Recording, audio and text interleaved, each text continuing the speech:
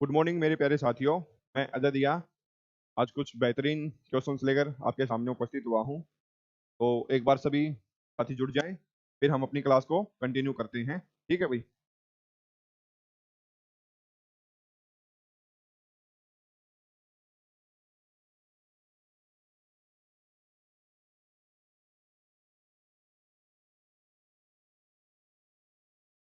चलिए भाई बढ़ते हैं फर्स्ट क्वेश्चन की तरफ।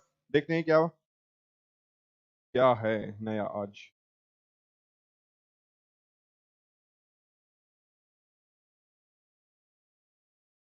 विद्यालय आधारित आकलन मुख्य रूप से किस सिद्धांत पर आधारित होता है? बताइए भाई, किस पर आधारित होता है? और आज मॉर्निंग में क्लास लेके आपको कैसा फील हो रहा है? इतनी सुबह सुबह आपको जल्दी भी उठना पड़ा होगा है भाई, क्योंकि आंसर भी आने शुरू हो गए हैं। विद्यालय आधारित आकलन किस रूप से और मुख्य रूप से किस सिद्धांत पर आधारित होता है? देखते हैं। किसी भी कीमत पर विद्यार्थियों को अच्छे ग्रेड मिलने चाहिए? नहीं, ये बात तो गलत है भाई। ओनली ग्रेड से काम थोड़ी ना चलेगा। आगे देखते हैं। विद्यालय बाहरी परीक्षा निकायों की अपेक्षा ज्यादा सक्षम है? देखते हैं भाई। आकलन बहुत मितव्ययी होना चाहिए, किफायती होना चाहिए, जरूरी थोड़ी है। आगे देखते हैं। बाहरी परीक्षाओं की अपेक्षा शिक्षक अपने शिक्षार्थियों की क्षमताओं को बेहतर जानते हैं। ये आपका राखी ऑप्शन नंबर 4 बहुत खूब भाई। पीसी का 4 बहुत खूब भाई। ये आपका रिपीटेड क्वेश्चन है, मल्टीपल एग्जाम्स में आपने आपको देखने को मिलेगा। तो आगे बढ़ते हैं भाई। प्रश्न दूसरा।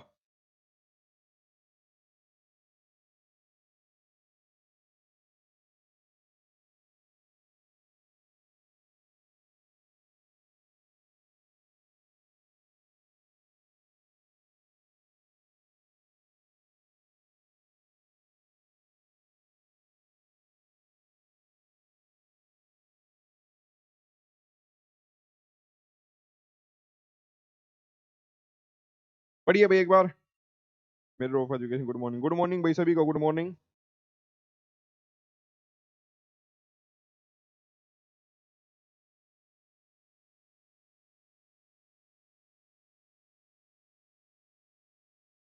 चलिए भाई सेकंड क्वेश्चन को देखते हैं क्या है। एक शिक्षक प्रश्न पत्र बनाने के बाद यह जांच करता है कि क्या प्रश्न परीक्षण के विशिष्ट उद्देश्यों की परीक्षा ले रहे हैं। वह मुख्य रूप से प्रश्न पत्र की या के बारे में चिंतित है? बताइए भाई।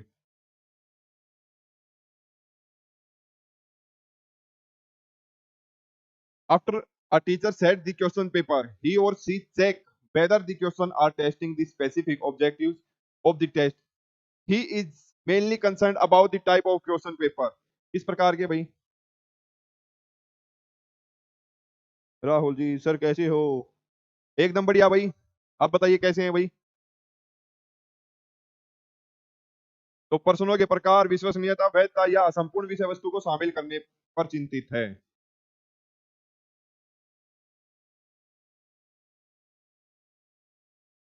भाई इस चीज को ध्यान से पढ़िए कि विशिष्ट उद्देश्य की परीक्षा ले रही है, वह मुख्य रूप से क्या देख रहा है भाई? पर्सन टाइप ऑफ क्वेश्चन नहीं देख रहा।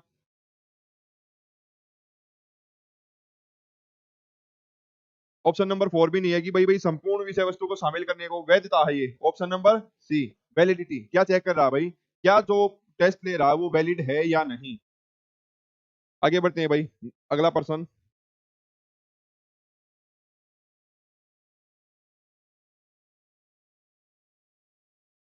Gauri good morning sir ji, good morning बच्चे, गुड मॉर्निंग।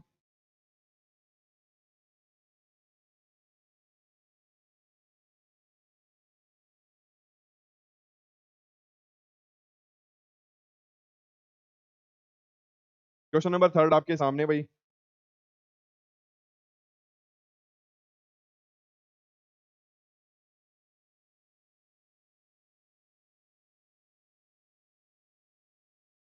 समझ नहीं आया? ओके फिर से बता देंगे भाई।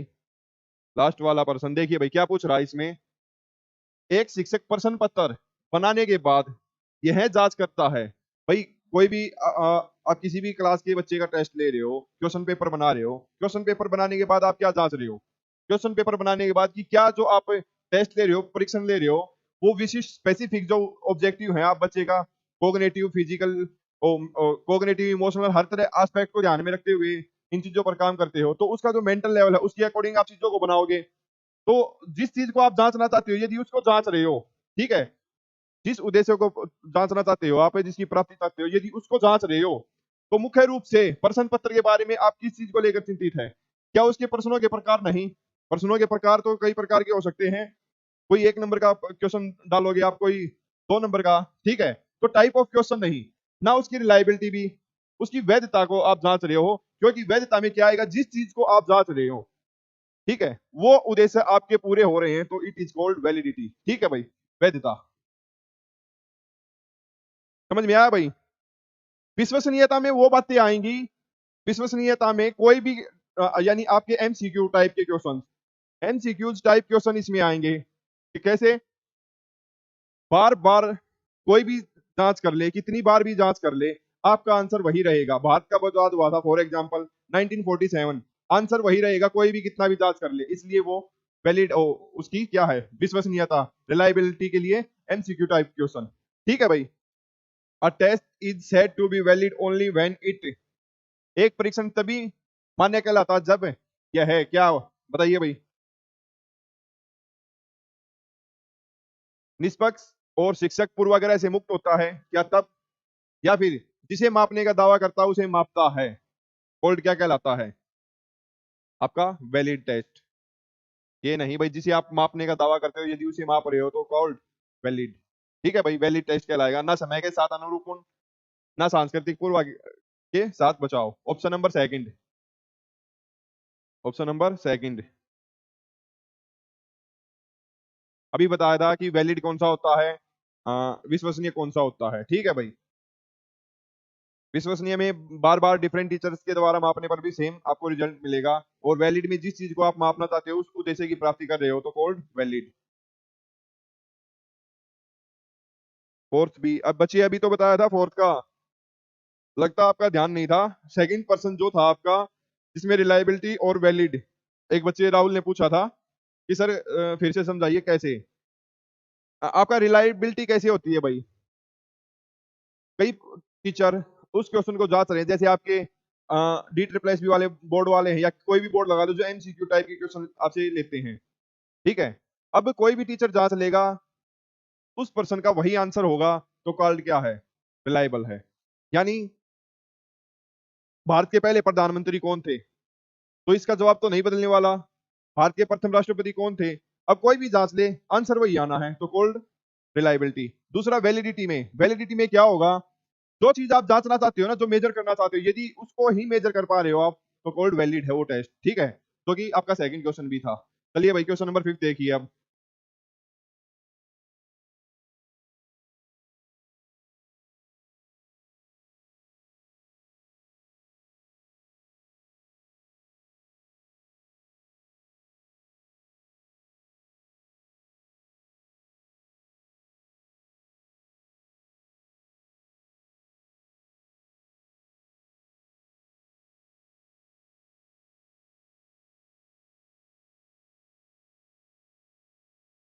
निम्न में कौन सा कथन पुराने छात्रों पर ग्रेड के प्रभाव पर अनुसंधान द्वारा समर्थित करता है? बच्चों के आंसर आने शुरू हो गए। विच of the following statement is supported by research on the impact of grade on older student? देखते हैं भाई। छात्र ग्रेड प्रणाली की अपेक्षा पास फेल प्रणाली के अंतर्गत बेहतर प्रदर्शन करते हैं, क्या पास पास फेल होने पर करते हैं? अगर ऐसा है तो कोई भी बच्चा फेल होना पसंद नहीं करेगा और सब के सब पास हो जाएंगे। ये बात आपकी गलत। छात्रों का प्रदर्शन ग्रेडिंग प्रणाली से प्रभावित नहीं होता, बिल्कुल होता है भाई। छात्र की पास फेल प्रणाली की अपेक्षा ग्रेड प्रणाली के अंतर्गत बेहतर प्रदर्शन करते हैं। आप उनको ग्रेड देंगे, किसी बच्चे के 90 नंबर आने हैं, किसी के 90 हैं, किसी के 95 है, किसी के 85। ठीक है, 90 से 95 वाला किस में आएगा? ए ग्रेड में, ए प्लस में लगा दो, तो वो उनमें ज्यादा डिफरेंस बच्चे को देखने को नहीं मिलेगा आपका। इनमें कंफ्यूजन रहता है ज्यादा। तो आपका भाई ऑप्शन नंबर कौन सा ठीक हो जाएगा? Option number third. ठीक है भाई, आगे चलें।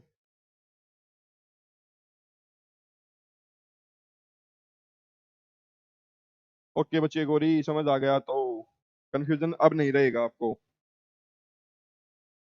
हाँ, आप इस चीज को, वैलिडिटी रिलायबिलिटी को कई तरीके से याद कर सकते हैं।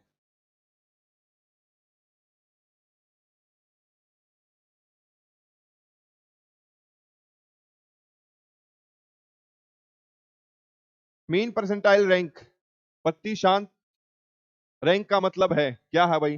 जल्दी बताओ। Question number 6।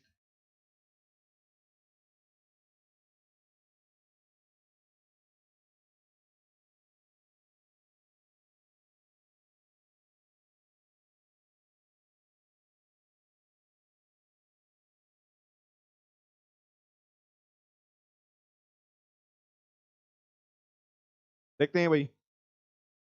परीक्षण में प्राप्त वास्तविक अंक, नहीं भाई। पास अंक, पास अंक प्राप्त करने वाले छात्रों का अनुपात, ये रेशियो हो गई। एक परीक्षण पर सही प्रतिशत, नहीं। अब हमें क्या पता कितना सही प्रतिशत कितना ना।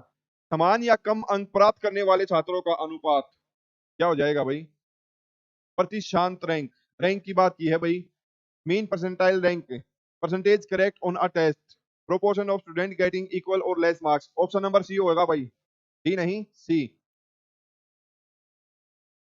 ऑप्शन नंबर कौन सा ठीक है? सी। डी नहीं भाई, सी। डी कैसे होगा? समान या कम अंक प्राप्त करने वाले छात्रों का अनुपात है, इसमें परसेंटेज वाली चीज कैसे आई?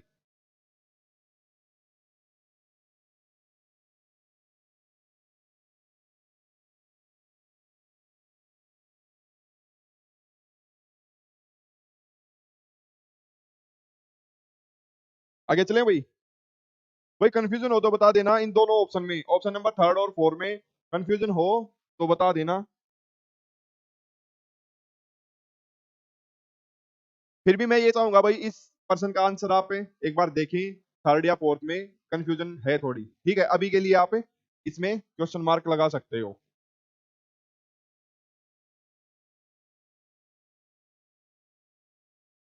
स्टैटिस्टिक्स, अब देख लो क्या आ गया क्या नहीं। आपके सामने क्वेश्चन नंबर 7। अब हर रोज हल्के हल्के प्रश्न थोड़ी ना मिलेंगे आपको कि डेली हल्के हल्के मिले एक आध दिन। आज वैरायटी देखने को मिलेगी आपको क्वेश्चंस की, कई तरह के प्रश्न मिलेंगे, ऐसी बात नहीं है। कुछ प्रश्न आपको हार्ड लगेंगे, कुछ इजी लगेंगे। यही आपका एग्जाम में होता है। निम्न में कौन सा एक अलग अलग कक्षाओं के भीतर परीक्षण का प्रमुख उद्देश्य नहीं है? नहीं है पूछा गया भाई। Which of the following is not a major objective of testing within individual classroom? कौन सा नहीं है? देखते हैं भाई। छात्रों के पूर्व ज्ञान का निदान करना, बिल्कुल है। छात्रों को सुधारात्मक प्रतिक्रिया प्रदान करना, बिल्कुल। मानव बुद्धि के बारे में निर्णय लेना, या फिर छात्र की उपलब्धि के बारे में। छात्र की उपलब्धि के बारे में आप निर्णय ले सकते हो, लेकिन मानव बुद्धि के बारे में आप निर्णय नहीं ले सकते। तो कौन सा ठीक हो जाएगा भाई? Option number third. Option number third आपका सही जवाब।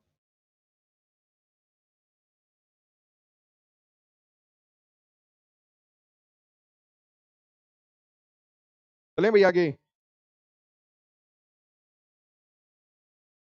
Question number 8।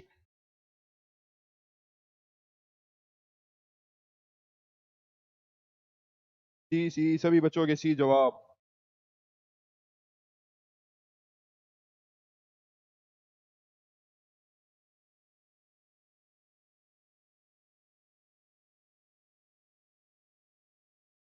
विद्यार्थियों को समूह शिक्षण से निम्न में कौन सी अपेक्षा होती है? समूह शिक्षण में कौन सी अपेक्षा होती है भाई?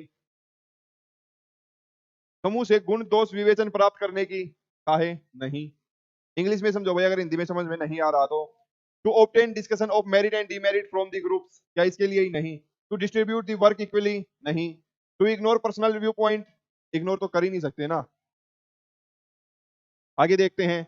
To attract isolate student toward the group, जो विद्यार्थी आपके ग्रुप से अलग हैं, वंचित हैं, उनको समूह की ओर आकर्षित करने की। ऑप्शन नंबर, ताकि ग्रुप के साथ जुड़कर वे अच्छे से काम कर सके, अपना एफर्ट लगाएं। सहयोग की भावना, कोलैबोरेशन, उसमें बहुत सारे गुण डेवलप होते हैं ग्रुप में। ठीक है भाई, आगे चलते हैं। Question number 9। डी, बहुत खूब भाई, डी। बच्चों के जवाब आ रहे हैं डी डी डी, सभी के डी।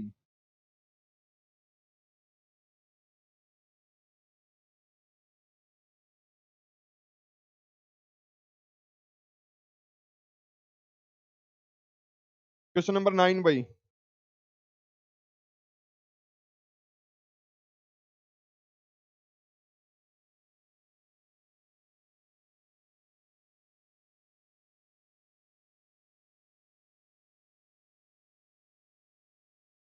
विद्यार्थी को सही या उचित ज्ञान कैसे दिया जा सकता है?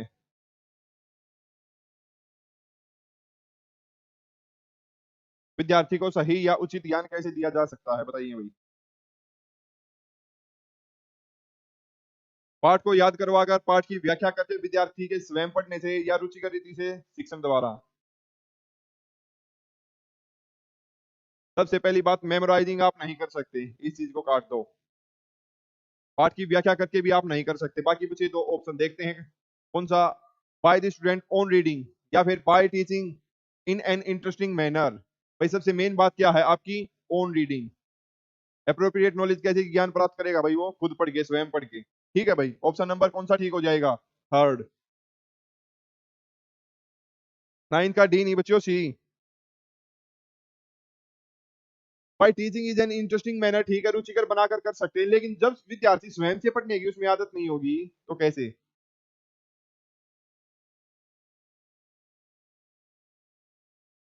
आगे चलें भाई। बच्चों को कैसे पढ़ाया जाना चाहिए? Question number 10।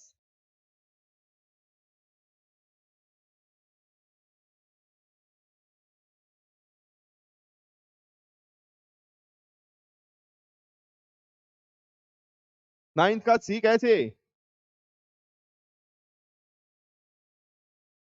भाई इंटरेस्टिंग, भाई teaching is an interesting manner. ठीक है, इंटरेस्टिंग मैनर में आप हर चीज को इंटरेस्ट के साथ नहीं पढ़ा सकते। ठीक है, आप बच्चों को मैथ, अगर आप प्राइमरी लेवल पर देखा जाए तो बात ठीक है। अगर प्राइमरी से बात आती है ऊपर की, तो हर चीज को आप स्टोरी टेलिंग मेथड से, एक्टिविटी बेस्ड प्रक्रिया द्वारा नहीं पढ़ा सकते। ठीक है, तो वहां बच्चे को अपनी जो खुद स्वयं पढ़ेगा, क्या वो गलत पढ़ेगा? मानता हूं कई बार गलत पढ़ सकता है चीजें इधर उधर से, लेकिन बच्चे की अंडरस्टैंडिंग भी तो डेवलप हो जाती है। अगर बात करें फर्स्ट टू फिफ्थ की, तो ठीक है। अगर बात आती है अब सिक्स, क्लास सिक्स से ऊपर की, तो आप यहाँ जाएंगे। अब वही बात होगी, कंफ्यूजन इसमें क्लियर नहीं है कि कौन सी क्लास के अनुसार पूछा गया है। अगर आप पीआरटी में ये क्वेश्चन आता है तो आप पीआरटी के साथ जाएंगे इसमें। अगर उससे ऊपर है क्वेश्चन पूछ रहा है तो आप इस ऑप्शन के साथ जाएंगे। ठीक है भाई, क्योंकि छोटे बच्चों को आप रुचिकर बनाकर ही पढ़ा सकते हैं। उन्हें वे अपने आप से कोई नॉलेज ग्रहण करेंगे तो वो गलत ग्रहण कर सकते हैं, इसकी संभावना। लेकिन बड़े बच्चे, उनको पता होता है कि जो आप पढ़ रहे हो क्या वो सही है या गलत है। ठीक है भाई।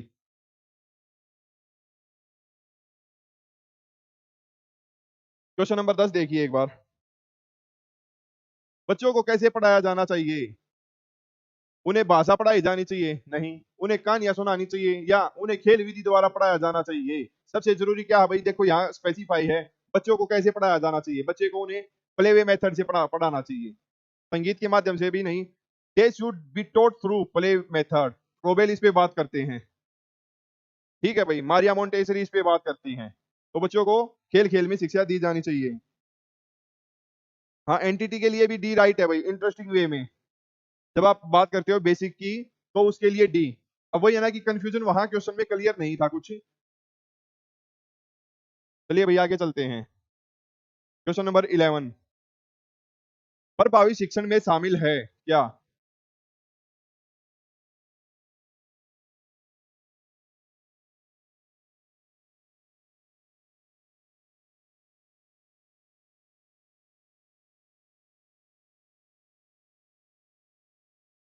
इफेक्टिव टीचिंग इंक्लूड्स, अध्यापक सक्रिय होता है लेकिन विद्यार्थी सक्रिय हो सकते हैं या नहीं हो सकते? नहीं भाई, तो प्रभावी कैसे हुआ? दोनों को एक्टिव रहना पड़ेगा ना, तभी इफेक्टिव होगा। अध्यापक सक्रिय या निष्क्रिय हो सकता है लेकिन विद्यार्थी सक्रिय है। टीचर भी एक्टिव होना चाहिए। टीचर एक्टिव और विद्यार्थी भी एक्टिव, दोनों बातें ठीक हैं। ठीक तो गलत हो गया, ऊपर जब एक ही गलत हो गया था तो।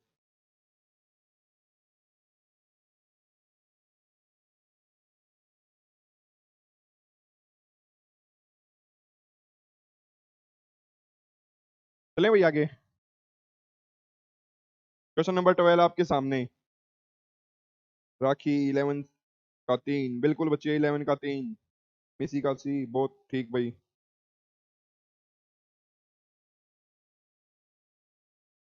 क्वेश्चन नंबर 12 आपके सामने। शिक्षण का तात्कालिक परिणाम है, the immediate result of teaching is, but देखते हैं भाई।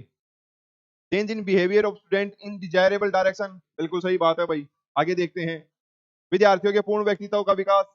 जब आप बच्चे को, वॉटसन भी कहता है ना, आप मुझे बच्चे दीजिए जैसा चाहेंगे मैं वैसा बना दूंगा, तो वो क्या है आपका चेंज इन बिहेवियर, उसको वैसा इन्वायरमेंट दिया जाएगा, ठीक है। विद्यार्थियों के चरित्र का निर्माण या नौकरियों के लिए, तीनों बातें लेस इंपॉर्टेंट है, ये बातें तो कतई गलत है, फोर्थ वाली तो। बाकी सबसे सूटेबल और बेस्ट आंसर आपका option number one, option number one भाई। आगे बढ़ते हैं इसी के साथ।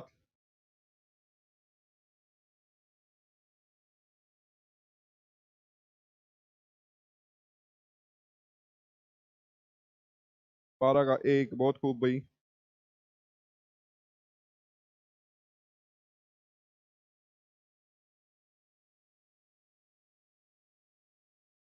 क्वेश्चन नंबर 13, क्वेश्चन नंबर 13 आपके सामने है,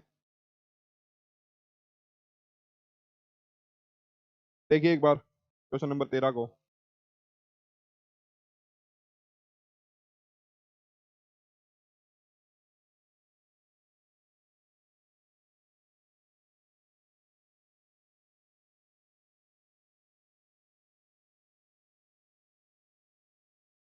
थर्टीन डी, देखते हैं भाई। शिक्षण क्षमता की मूल आवश्यकता है, शिक्षण कौशल पर नियंत्रण, बिल्कुल ठीक।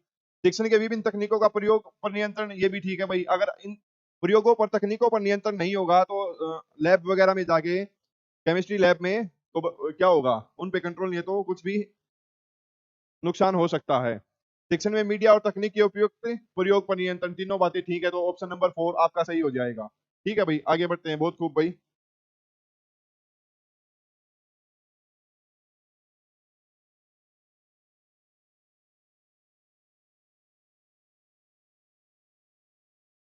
क्वेश्चन नंबर 14 भाई, ऑल ऑफ दी अबव राखी, बहुत खूब भाई।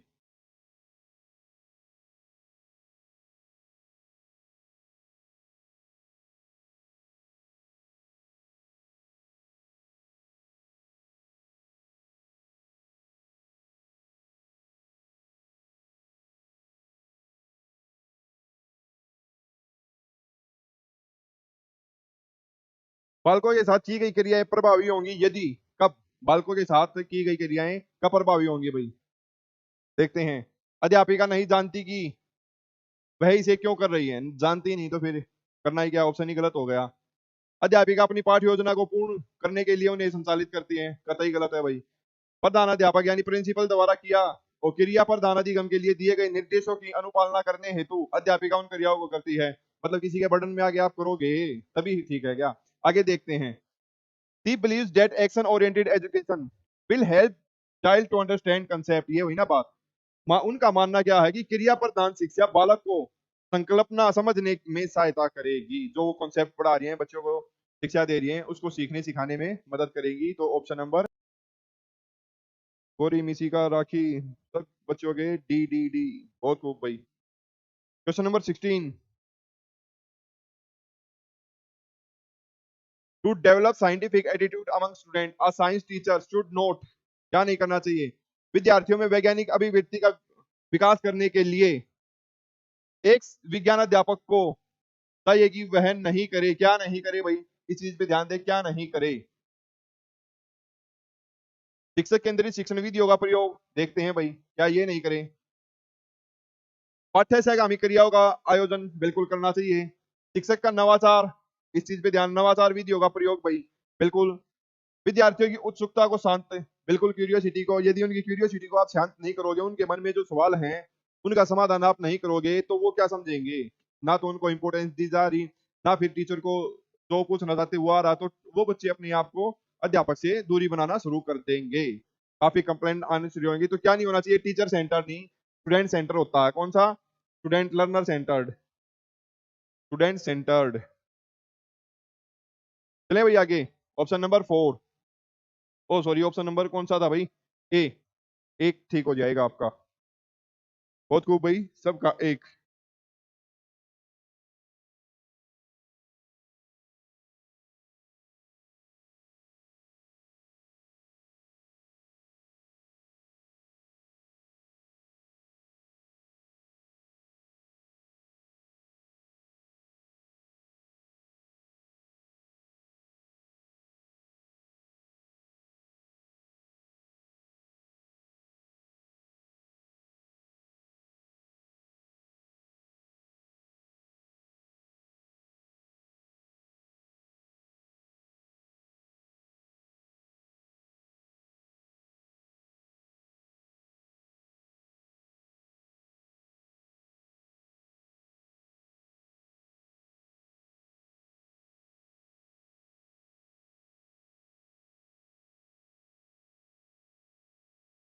बच्चों के आंसर आने शुरू हो गए। 17 वर्गों में पोषण आहार का विषय अधिक असरकारक रूप से प्रस्तुत करने के लिए एक शिक्षक को क्या करना चाहिए? मनुष्य की बत्तीसी का मॉडल दिखाना चाहिए? बिल्कुल नहीं भाई, ये बात तो गलत है। विद्यार्थियों को अपने टिफिन बॉक्स खोलकर उसमें खाद्य पदार्थों का निरीक्षण करने की सूचना देनी चाहिए, बाद में अपना विवरण देना चाहिए। ये बात ठीक है, ये आपका सीटेट में और आपका अदर एग्जाम में आया हुआ क्वेश्चन है। ठीक है भाई, तो ऑप्शन नंबर कौन सा ठीक हो जाएगा? आगे पढ़ने की आवश्यकता भी नहीं है आपको। अधिक पोषण आहार के दृष्टांत देना चाहिए? नहीं। पाचन तंत्र का चित्र बनाने से क्या होगा? सबसे सूटेबल बच्चों को सामने मिल रहा है, वो आंसर आपका ठीक हो जाएगा।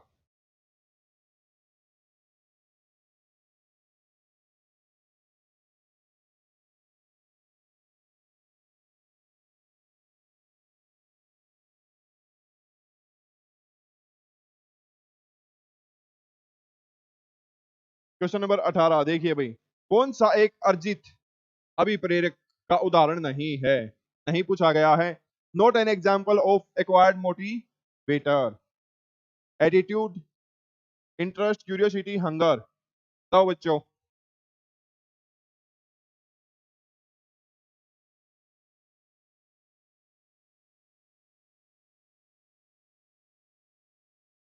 हंगर बिल्कुल। विशाल प्रजापति हेलो, हेलो बच्चे हेलो। बिल्कुल सही जवाब भाई, हंगर। क्वेश्चन नंबर 21,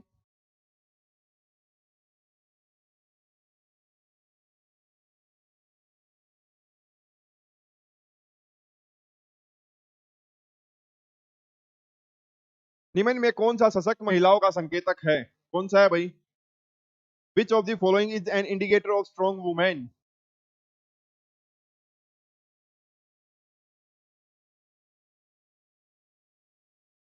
आर्थिक रूप से स्वतंत्र, बिल्कुल सही बात है। सामाजिक परिवर्तन में भाग लेना, दोनों बातें क्या हैं? ठीक, दोनों बातें ठीक है, तो आपका ऑप्शन नंबर बी ठीक हो जाएगा।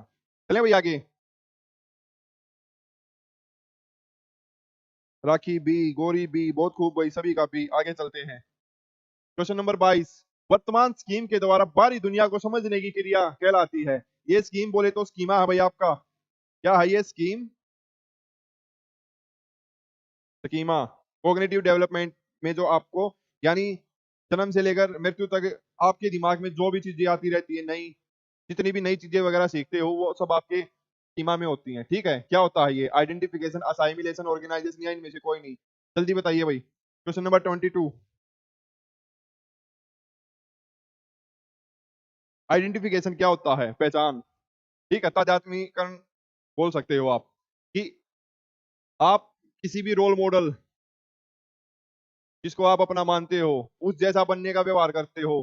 ठीक है, वो इसमें क्या आ जाएगा? ऑर्गेनाइजेशन भी नहीं है भैया आपका ना, आपका आइडेंटिफिकेशन, ये है आपका असाइमिलेशन। ठीक है, जब आप बाहरी एक्सटर्नल वर्ल्ड थ्रू किसके प्रेजेंट स्कीमा, तो अगर आपको ए आता है, विद द हेल्प ऑफ ए आप कुछ, यानी ए फॉर एप्पल, उससे कुछ और सीख रहे हो, यानी पुरानी जानकारी के साथ कुछ नया सीख रहे हो, कोल्ड, वो आपका क्या आ जाएगा? असाइमिलेशन। आपके स्कीमा में वे चीजें ऐड होती चली जाती है। साइकिल से आप बाइक चलाना सीख रहे हो, कोल्ड असाइमिलेशन। ठीक है, चले भैया आगे। असाइमिलेशन अकोमोडेशन आपको मैंने बताया था, जहां मॉडिफिकेशन की जरूरत पड़ जाए आपको, जहां आपको मॉडिफिकेशन, यानी एक्साइटिंग नॉलेज से आपका काम ना चले, ठीक है, अपने आप को अपडेट करना पड़ जाए। क्या करना पड़ जाए इसके साथ में? अपडेट, खुद को अपडेट करोगे। ठीक है, तो इसे क्या कहेंगे? इन दोनों बातों को इसे कहेंगे आप अकोमोडेशन। और जहां बात आए एक्साइटिंग की, विद द हेल्प ऑफ अपनी प्रीवियस नॉलेज, असाइमिलेशन। ठीक है भाई, आगे चलते हैं। क्वेश्चन नंबर 23 को देखते हैं।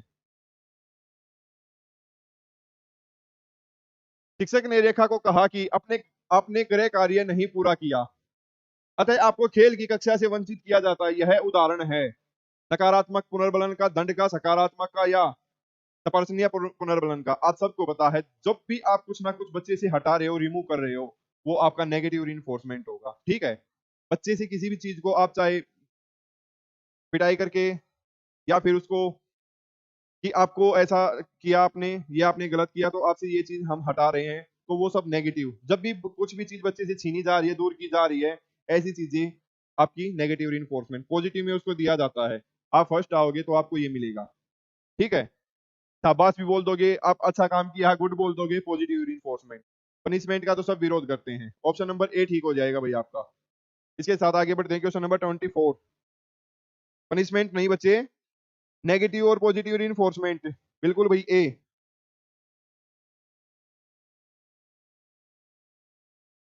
जहां भी कुछ रिमूव करने की बात आ जाए ना, हटाने की, क्वेश्चन को ध्यान से पढ़िए, वहां आपका नेगेटिव रीइंफोर्समेंट। ठीक है, निम्न में कौन सा प्रयास एवं त्रुटि सिद्धांत का गौण नियम नहीं है? गौण नियम नहीं है, नेगेटिव पूछा गया भाई। अगर ये आपने अच्छे से पढ़े हैं तो ही आप इसका आंसर कर पाओगे। ये आपका डी ट्रिपल एस भी मैं बताऊं आपको, सी टेट, एच टेट, और पता नहीं कहां कहां ये आपको क्वेश्चन देखने को मिलेगा। ठीक है, या तो आपसे क्या पूछ लिया जाएगा चार ऑप्शन देकर, इनमें से कौन सा उसका गौण नियम है या नहीं है। अगर आपको इसके थॉर्नडाइक के ये नियम आते हैं तो आप आंसर कर पाओगे, अदरवाइज आप आंसर नहीं कर पाओगे। चलिए देखते हैं question number 24। Law of multiple response या रिएक्शन एक ही बात है। लॉ ऑफ मल्टीपल रिस्पॉन्स या रिएक्शन एक ही बात है। बिल्ली क्या करती है पिंजरे से बाहर निकलने के लिए? बहुत सारे प्रयास करती है। मैंने आपको थॉर्नडाइक वाले में बड़ी अच्छे से पढ़ाया था। उसके कौन से प्राइमरी है, कौन से सेकेंडरी है? प्राइमरी तीन थे, उसके बाद उसने 5 सेकेंडरी दिए थे। ठीक है भाई, आप बच्चों को याद होना चाहिए। लॉ ऑफ एटीट्यूड भी है और लॉ ऑफ प्रैक्टिस, ये रूल कह लो या लॉ कह लो, ये अभ्यास का नियम जिसको आप कहते हैं। ठीक है, तो तीनों हैं, लेकिन कौन सा नहीं है? Law of logical response. Logical response तो उसमें कुछ दिमाग थोड़ी ना लगा रही है बिल्ली, उसका गलती से बिल्ली का पैर उस पर पड़ जाता है बस। ऑप्शन नंबर 4 ठीक है भाई इसका। ऑप्शन नंबर 4 गलत जवाब दे रहे हैं सभी के सभी। वापिस जाइए, थ्योरी को देखिए, तब पता लगेगा आपको कहाँ गलती कर रहे हो। नालायक बच्चों, महामूर्खों, और क्या क्या बोले हैं आपको? पढ़ लिया करो, बस यही बोल सकते हैं। आपको थॉर्नडाइक कितने अच्छे तरीके से कराया था, अंडरस्टूड वाली। अब कौन सी अंडरस्टूड? अंडरस्टूड तो जब मैंने आपकी थ्योरी की क्लास ली, थॉर्नडाइक पे कितने दिन लगा दिए थे कराने को, हैं? और उसके आपको क्वेश्चन भी कराए थे, फिर भी आप गलत कर रहे हो। ये गलत बात है भाई।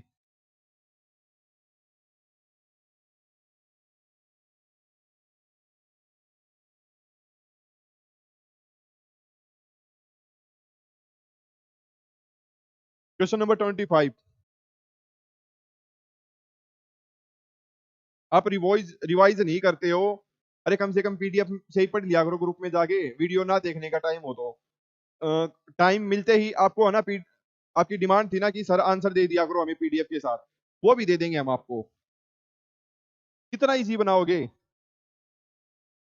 जब तक खुद से मेहनत नहीं करोगे ना, तब तक बात नहीं बनेगी। किताबें पढ़नी पड़ेंगी, चाहे बिना किताबें पढ़े कोई एग्जाम पास नहीं होगा। ठीक है, कोई भी किताब पढ़िए, प्रैक्टिस कीजिए।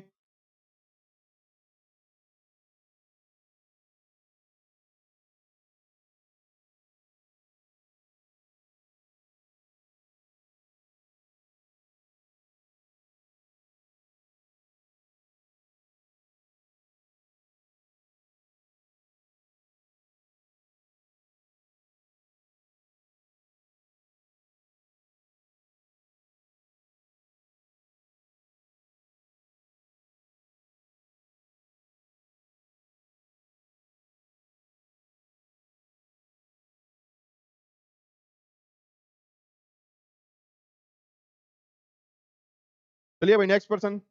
कौन सा विकासात्मक विकार का उदाहरण है? कौन सा भाई? दृष्टिबाधिता नहीं, श्रवणबाधिता नहीं, तो इसमें किस चीज का विकासात्मक? डेवलपमेंट का। एग्जांपल ऑफ डेवलपमेंटल डिसऑर्डर तो आपका इंटेलेक्चुअल, ना कुछ रोग। ठीक है भाई, ऑप्शन नंबर सी। आगे चलते हैं 26 पर।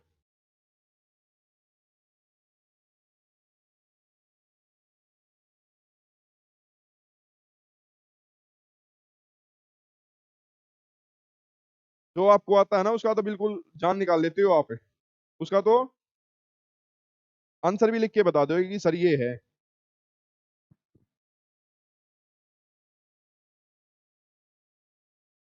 क्वेश्चन नंबर 26 है भाई आपके सामने। Multiple intelligence theory was given by. कल ही मैंने आपको ये बात बताई थी, किसी का गलत नहीं होना चाहिए।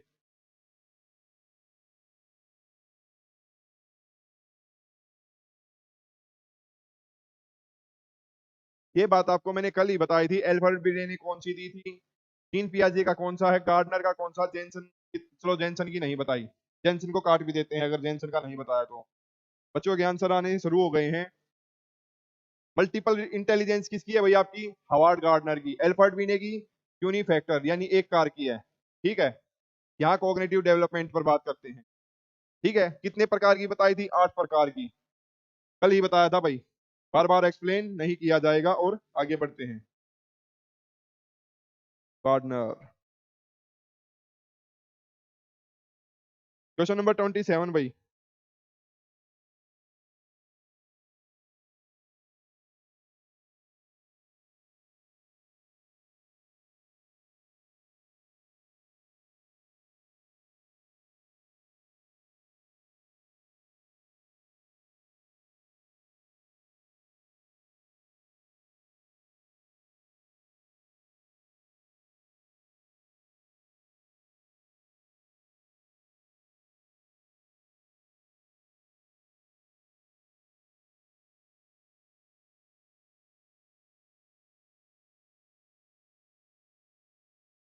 whose view is that every child has capacity to acquire language। Language पर बात किसने की थी? ये भी मैं आपको कई बार बता चुका हूं। एक ही बंदा था लैंग्वेज पर बात करने वाला, चॉम्स्की। कौन था भाई? चॉम्स्की। इतने हार्ड क्वेश्चन नहीं है जितना आप समझ रहे हो। मिसी का थर्ड, मिसी का सेकंड, क्या क्या जवाब दे रहे हैं भाई? किसी 27 का बी। ठीक भाई, अब आपका इतनी स्पीड से आंसर नहीं आया जितना अभी तक आ रहा था आपका। क्वेश्चन नंबर 28 है, बताइए।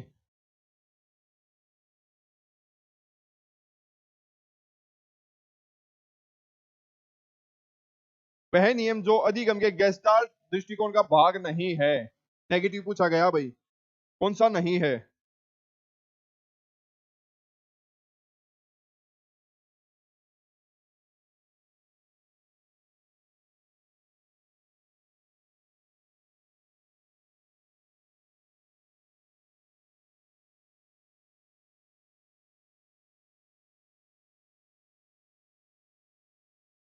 वाह भाई। बच्चे राखी, आप खुद से पढ़ते भी हो या नहीं, ये बताओ। यदि आपको थोंडाइक वाले सभी नियम याद हो तो आपने जो आंसर किया आप वो आंसर नहीं करते। एक दूसरे का देखकर आंसर मत किया कीजिए।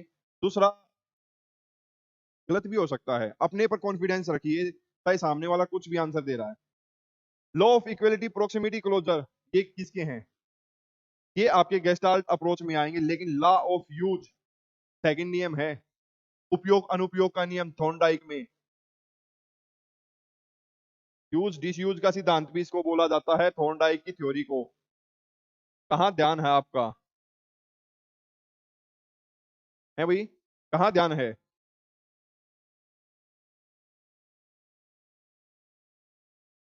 मॉडलिंग की संकल्पना दी गई है, बताइए। Concept of modelling is given by. तो बच्चे पढ़ लिया करो, ये बेसिक बेसिक चीजें हैं, इन्हीं को आप गलत करोगे जो आपको ऑलरेडी पढ़ा दी गई हैं, कितने अच्छे से बताई गई हैं।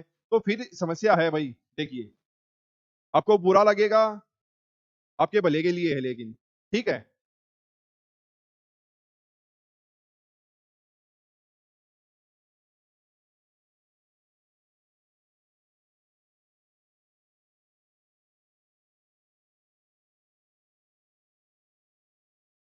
चलिए क्वेश्चन नंबर 29। मॉडलिंग किसकी है? कंसेप्ट ऑफ मॉडलिंग, जल्दी बताइए।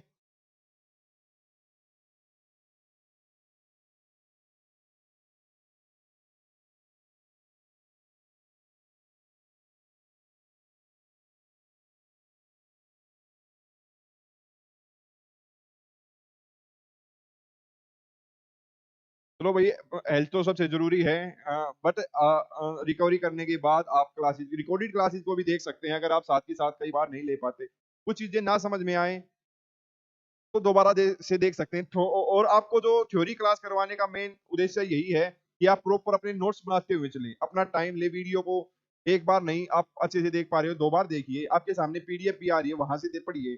पढ़ने से मतलब रखिए। तो भाई मॉडलिंग सब कल ही बताया था मैंने आपको, एल्बर्ट बंडूरा, इतना टाइम लगाने वाला पर्सन नहीं है ये। ठीक है, मॉडलिंग कह लो, इमिटेशन कह लो, ऑब्जर्वेशनल कह लो, सब किसने दिया था?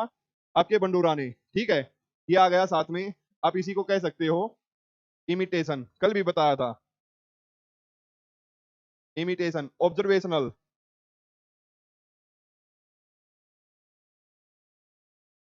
ये एमसीक्यूज पर ज्यादा फोकस अभी इसलिए है क्योंकि चंडीगढ़ एनटीटी वालों का एग्जाम पास आ रखा है। उसके बाद जैसे ही थोड़ा टाइम मिलेगा सीटेट वालों के लिए, तो फिर है आपका चंडीगढ़ पीआरटी का 28 अप्रैल को। उसके बाद क्या उसके बीच में कुछ क्लासेस आपकी थ्योरी की हो पाती है तो करूंगा, नहीं तो उसके बाद ही आपकी थ्योरी की क्लास कंटिन्यू रिज्यूम हो पाएंगी। आगे चलते हैं भाई, क्वेश्चन नंबर 30। धर्मेंद्र, सभी साथी क्लास को ज्यादा से। और भाई आपके पास आप मेरे साथ यहाँ जुड़े हुए हो, आप अपने कोई भी डाउट है टॉपिक्स के, कोई अलग एक्स्ट्रा एफर्ट करना है आपको, कुछ भी चाहिए तो आप मेरे से बेझिझक यहाँ पर ले सकते हो। नहीं तो मेरे को ये लगेगा कि मैं जो पढ़ा रहा हूँ वो आपको समझ में आ रहा है, उतने में आप सेटिस्फाई हो। एक्स्ट्रा एफर्ट करने हैं तो आप भाई मेरे साथ यहाँ जुड़े हुए तो हो ही, मैं वहां पर आपको चीजें अवेलेबल करा दूंगा। ठीक है, चलिए आगे बढ़ते हैं भाई। मनोवैज्ञानिक जिसने गणित की एक शाखा टोपोलॉजी के सिद्धांतों का प्रयोग करते हुए अधिगम सिद्धांत विकसित करने का प्रयास किया। कल ही बताया था टोपोलॉजी के बारे में जो बात हुई थी, किसने दिया था? आपका कर्ट लेविन ने। किसने बात की थी? कर्ट लेविन ने। चलें भाई आगे। बहुत खूब भाई, जंपिंग। बच्चों का सही जवाब जंपिंग। ये आपकी तीनों क्या है? फाइन। ठीक है भाई, बहुत खूब बच्चे। Question number 33। गोरी 32D। 33 क्वेश्चन अब आपके सामने है।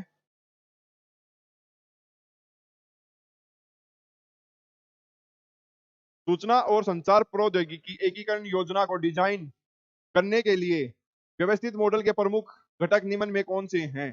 Which of the following are the major component of a systematic model for designing and information and communication technology integrated plan? बताइए भाई एक बार।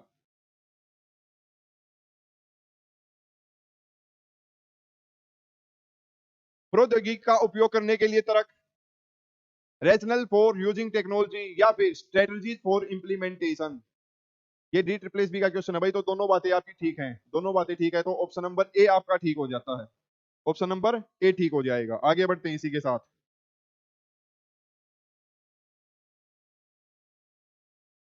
ब्रेल पत्ती के बारे में पढ़ाने के बाद विद्यार्थियों को दृष्टि विकलांग छात्रों के विद्यालय में ले जाया गया। यह विद्यार्थियों की सहायता करेगा कैसे?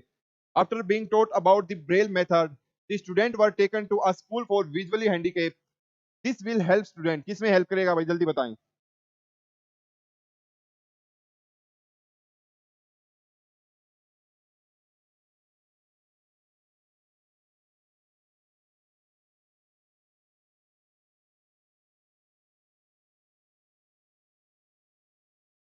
दोस्तों के साथ मजा आनंद लेने में? नहीं। सभी प्रकार के विकलांग छात्रों के प्रति समान विकसित करने में? नहीं।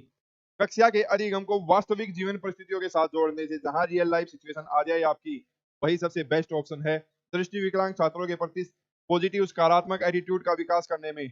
कतई नहीं। तो ऑप्शन नंबर कौन सा? रियल लाइफ सिचुएशन, या बच्चों को जहां भी आप वास्तविकता से जोड़ते हुए मिलेंगे ना, आपका पॉसिबिलिटी है, क्वेश्चन पॉजिटिव है तो आंसर भी वही होगा। चले भाई आगे।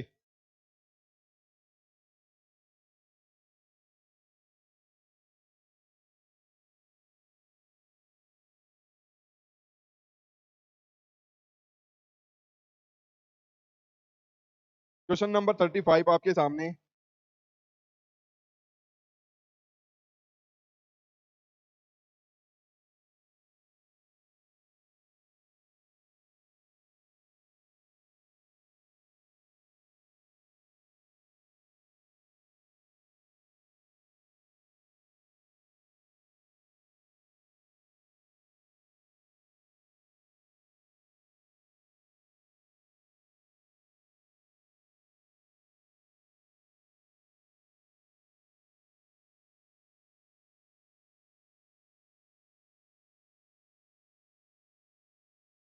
एक छात्र त्रिकोणीय आकार को समझने में सक्षम है तो छात्र के व्यवहार में इस परिवर्तन को क्या कहा जाता है?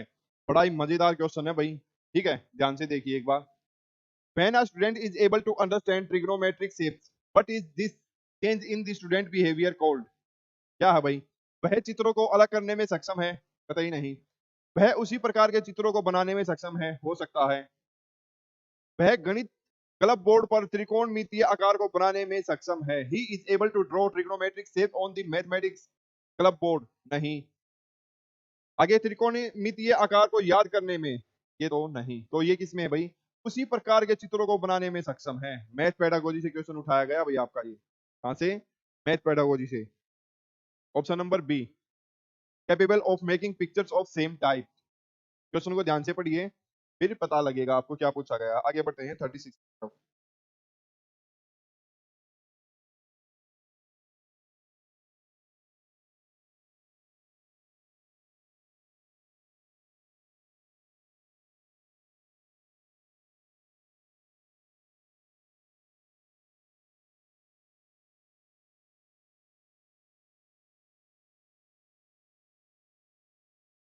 विज्ञान में जांच के लिए छात्र के परीक्षण क्षमता पर अधिक ध्यान देना चाहिए, क्यों? For investigation in science more attention should be paid to the testing ability of the student. Why? क्यों देना चाहिए भाई?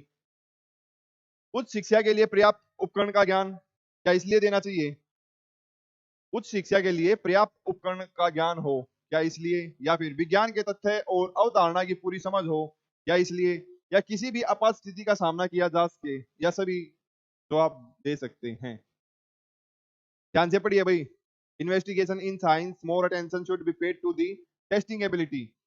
अभी मैंने बताया था, आप साइंस में केमिस्ट्री लैब में जाते हो तो किसी भी ऐसी आपदा या ऐसी इमरजेंसी सिचुएशन से बचने के लिए आपको नॉलेज होनी चाहिए। तो किसी भी आपात स्थिति का सामना किया जा सके, इसलिए आपको विज्ञान में जांच के लिए छात्र के परीक्षण क्षमता पर अधिक ध्यान देना चाहिए, ताकि वो नुकसान ना पहुंचा ले, क्षतिग्रस्त ना हो जाए। ठीक है भाई। ऑप्शन नंबर कौन सा? सेकंड, ओ सॉरी, सी, फेस एनी इमरजेंसी, ठीक है, उसे वो बचे। आगे चलते हैं। फरीदा 36 बी नहीं बच्चे, 36 का C. Good morning Farida, good morning, good morning बच्चे, गुड मॉर्निंग।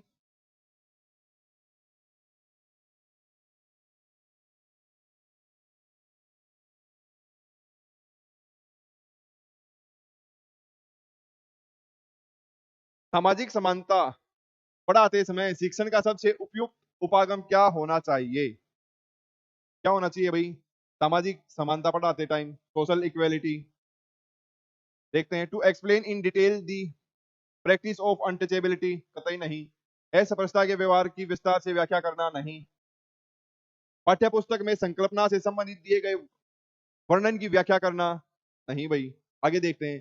सामाजिक समानता से जुड़ी पाठ्य सामग्रियों की समीक्षा के लिए विद्यार्थियों को परियोजना कार्य देना, प्रोजेक्ट। ठीक है भाई, आगे देखते हैं। समुदायों से अनुभवों के दृष्टांत, समुदायों से अनुभवों के दृष्टांत देना जो बच्चे का सामाजिक और सांस्कृतिक परिवेश बनाते हैं। यहाँ रियल लाइफ सिचुएशन बेस्ड आ गया भाई, तो सबसे स्टिक और सबसे बेस्ट ऑप्शन भी आपके सामने ऑप्शन नंबर 4। कौन सा भाई? Option number 4। डी नहीं बच्चे, डी। इस दोनों ऑप्शन को आप ध्यान से पढ़िए एक बार, आपको पता लग जाएगा कि ऑप्शन नंबर 4 क्यों ठीक है। फिर मैं बताता हूं, देखिए। Provide and provide example of experience, अनुभव पर आधारित एग्जाम्पल है भाई। From the communities that from the child, बच्चे के माँ बाप, उसका समाज में रहने वाले उसके भाईचारा, ताऊ ताई, बड़े जो भी हैं, ठीक है, वो अपने एक्सपीरियंस बच्चों को शेयर करेंगे, प्रैक्टिकल मैनर में उनके सामने एग्जाम्पल देंगे, तो वो ज्यादा इफेक्टिव है। या फिर उससे जुड़े पाठ्य सामग्रियों से, किताब से देखकर बच्चा जल्दी सीखेगा। तो ऑप्शन नंबर तीसरी और चौथे में सबसे स्टिक कौन सा है? Option number 4। ठीक है भाई, आगे बढ़ते हैं।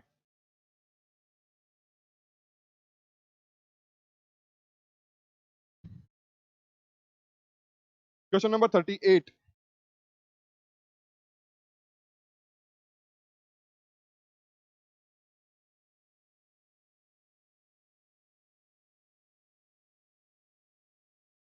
बिल्कुल सही बात, जवाब बच्चे राखी कल्चर एनवायरनमेंट।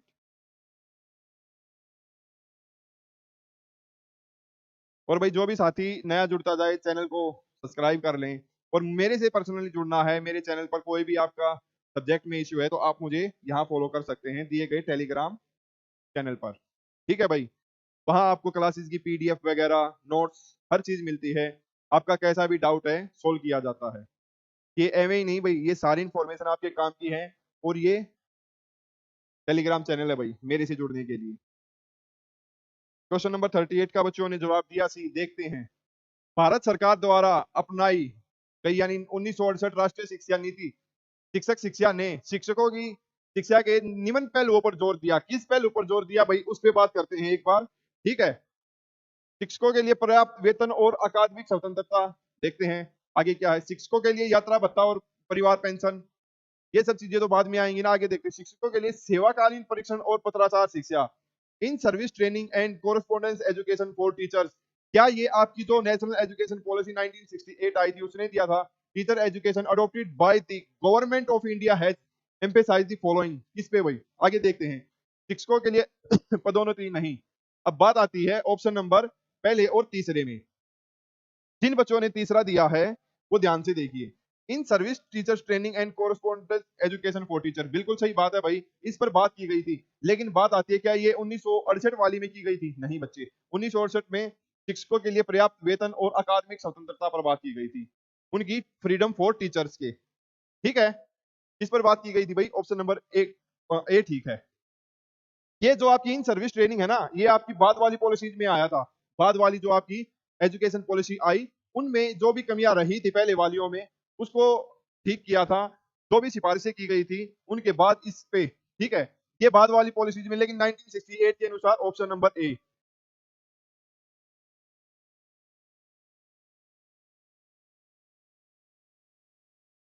फरीदा बच्चे, आप पहली बार जुड़े हो गया हमारे साथ?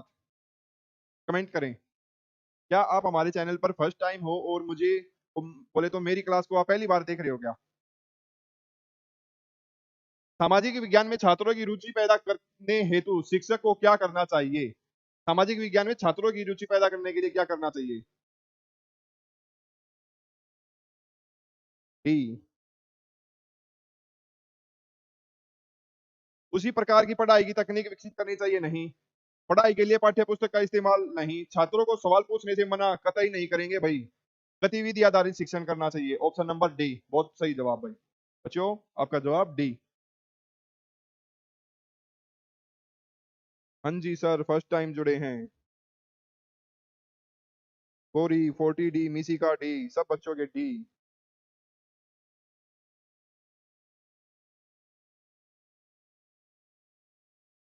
तो बच्चे, आपको क्लास कैसी लग रही है?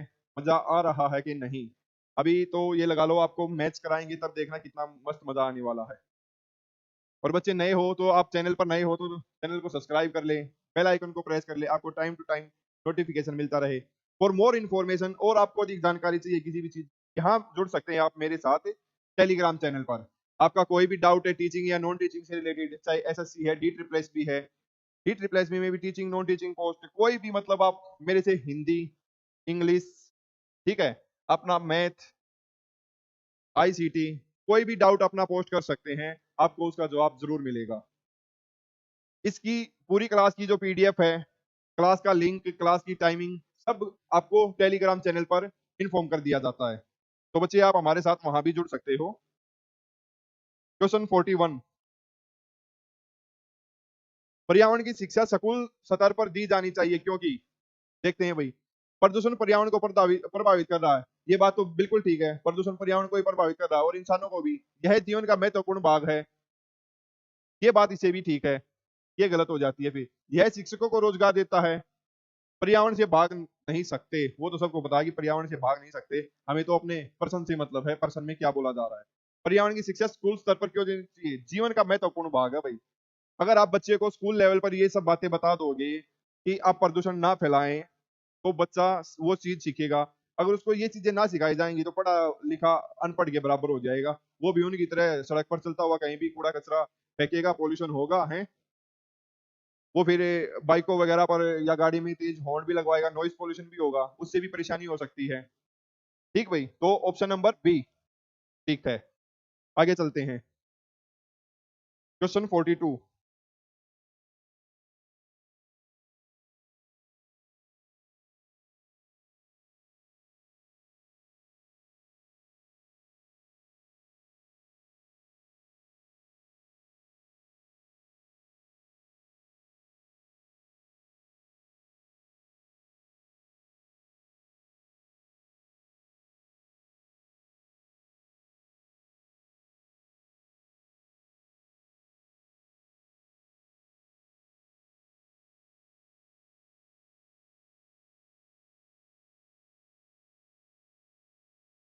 बड़े शहरों में गाड़ियों के कारण पर्यावरण में प्रदूषण फैल रहा है। निजी तौर पर इस प्रदूषण को रोकने के लिए क्या किया जाना चाहिए? निजी तौर पर पूछा भाई।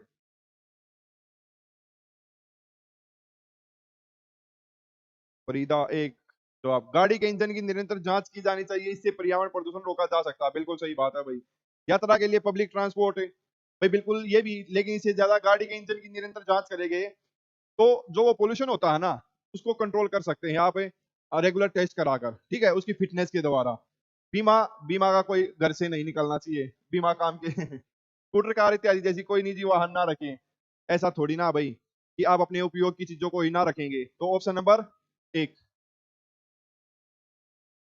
ऐसे तो पब्लिक ट्रांसपोर्ट का यूज करेंगे, वो भी तो पोल्यूशन फैलाएगा। बच्चे गलत जवाब दे रहे हैं, बी थोड़ी ना होगा। फरीदा का सही जवाब और सबसे पहले जवाब आया बच्चे का 42 का ए। क्वेश्चन नंबर 43, देखते हैं कौन बच्चा जवाब देता है। ये नए बच्चे हैं ना, हमारे पुराने बच्चों को पीछे छोड़ देते हैं, देख लो भाई। हमारे पुराने बच्चे पता नहीं कहाँ ध्यान चला जाता है कई बार इनका। आप भी जल्दी से आंसर किया करो, आप बिल्कुल सुस्त हुए रहते हो। एक लड़की विज्ञान में रुचि और प्रतिभा प्रदर्शित करती है, लेकिन उसके माता पिता उसे मानविकी विषय चुनने के लिए जोर दे रहे हैं। कौन सी भाई? ह्यूमैनिटीज वाला।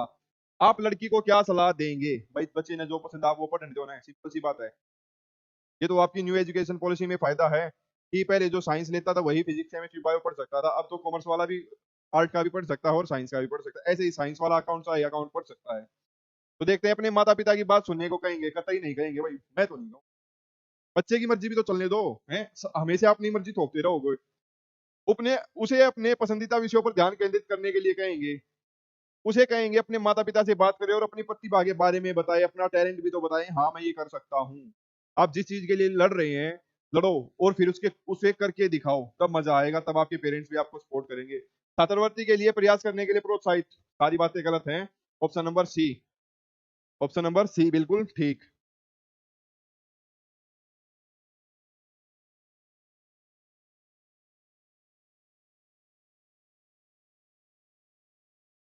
43, Gori C, mirror of education C, Mishika C, Rakhi B. अरे बुड़बको, इस क्वेश्चन को ध्यान से पढ़ो। उसे अपने पसंदीदा विषयों पर ध्यान केंद्रित, वही ना, उसकी इच्छा है तो दबा दी। क्वेश्चन को पढ़ो। एक लड़की विज्ञान में रुचि और प्रतिभा प्रदर्शित करती है, यानी आप किसी भी सब्जेक्ट में एक्स्ट्रा एफर्ट डालकर उसमें महारत हासिल कर लिया आपने, आपका टैलेंट एक्सट्रीम है, कोई स्पोर्ट में अच्छा है, खेलों में, कोई पढ़ाई लिखाई में, कोई पेंटिंग में अच्छा है, तो आप उसे क्या कहेंगे? अपने सब्जेक्ट पे ध्यान दो, है भाई।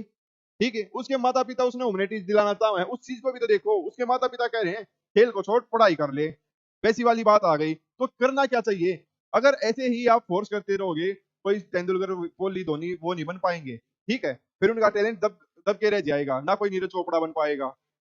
तो ये बातें इसमें उसे कहेंगे कि माता पिता तक बात करें और अपनी प्रतिभा, अपने टैलेंट के बारे में, किसी की आर्ट एंड क्राफ्ट में अच्छा है, कोई ड्रामा में अच्छा है, कोई किसी में हो सकता है। और जो बच्चे लास्ट वाले पर ऑप्शन दे रहे हैं ना, भाई यात्रा के लिए पब्लिक ट्रांसपोर्ट का प्रयोग किया जाना है, क्या पब्लिक ट्रांसपोर्ट से पोल्यूशन नहीं फैलेगा? अगर इनकी भी नियमित रूप से जांच ना कराई जाए तो ये पोल्यूशन नहीं देते। डीजल वाली गाड़ियां बड़ी जल्दी ही आपको धुआं देती हुई नजर आएंगी। तो सबसे जरूरी क्या है?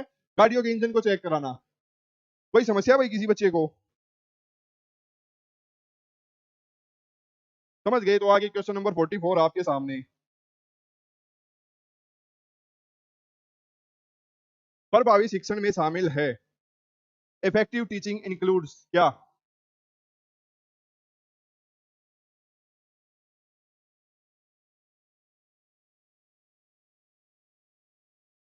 44 बच्चों के आंसर आने शुरू हो गए हैं। अध्यापक सक्रिय होता है लेकिन विद्यार्थी सक्रिय हो सकते हैं या नहीं? सेम रिपीट क्वेश्चन है भाई। अध्यापक सक्रिय या निष्क्रिय है? नहीं, अध्यापक सक्रिय होता है और विद्यार्थी भी सक्रिय है, ये बात ठीक है। और जब ये बात गलत होगी तो डी वाला ऑप्शन अपने आप खत्म हो जाता है। ये क्वेश्चन रिपीटेड क्वेश्चन है भाई आज का ही, ठीक है। Option number C,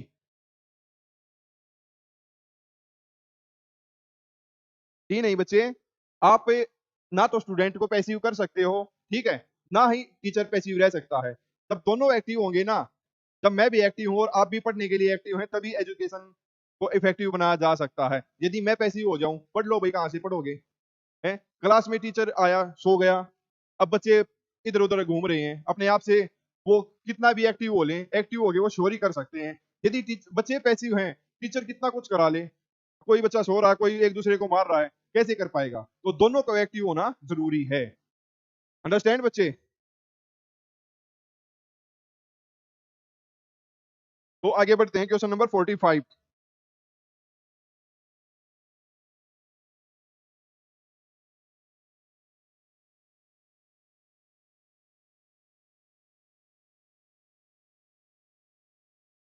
best way to explain the filtration process to children would B.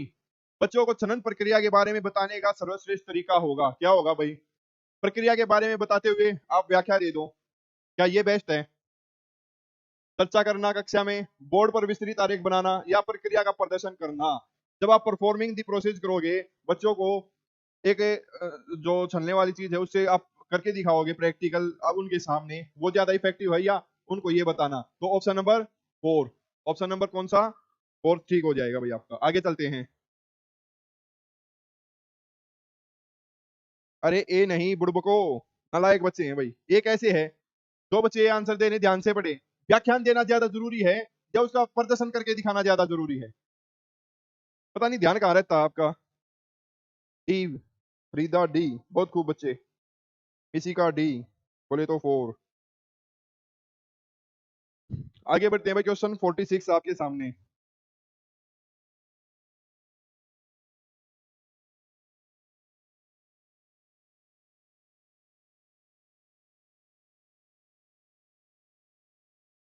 बच्चे आपकी तो ना मैं शिकायत करने वाला हूँ। आप सब का ना यहाँ, मैं वो घर वालों का है ना नंबर नोट कर लूं, और जो बच्चा ना पढ़े ना उसके पेरेंट्स को शिकायत कर दें, तब आप बेटर करोगे। छोटे बच्चों की तरह प्रगतिशील शिक्षा के बारे में निम्न में कौन सा कथन बताता है कि शिक्षा स्वयं का जीवन है? कौन सा बताता है भाई, जल्दी बताओ। स्कूलों की आवश्यकता नहीं है, पहली बात यहाँ गलत हो जाती है। पहली बात यहाँ गलत हो जाती है। फॉर्मल एजुकेशन के लिए स्कूलों की आवश्यकता अवश्य है। स्कूलों में शिक्षा सामाजिक प्राकृतिक दुनिया को क्या करती है? रिफ्लेक्ट करती है, प्रतिबिंब करती है, सही बात है। जीवन सच्चा शिक्षक है। जीवन तो पता नहीं भाई क्या क्या सिखाता है, क्या ये संपूर्ण है? नहीं। स्कूल शिक्षा को यथासंभव लंबे समय तक जारी रखना चाहिए। तो सबसे बेस्ट और सुटेबल कौन सा? Education in school should reflect the social and natural world. तो ऑप्शन नंबर बी ठीक हो जाता है आपका। किसी बच्चे को कोई समस्या परेशानी नहीं होनी चाहिए। आगे बढ़ते हैं इसी बात पे।